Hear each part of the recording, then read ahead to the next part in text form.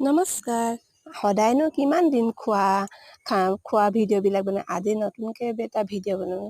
কাৰণ কেলৈ আজি বিয়া এখন আছে আমাৰ ষ্টাফৰে দাদা এজনৰ, সেইকাৰণে ভাবিলোঁ অলপ ষ্টাইল সাজি কাচি যাবলৈ মন যায় ন বিয়া বুলি ক'লে। ধুনীয়াকৈ এয়া সাজি কাচি ল'লোঁ আৰু এতিয়া গৈ বিয়া ঘৰ পালোঁগৈ। বিয়া ঘৰত হৈছে ফটো মৰা এটা বহুত হেঁপাহ ছোৱালীবিলাকৰ, মানে নহয়নে? এয়া ফটো মাৰিছোঁ।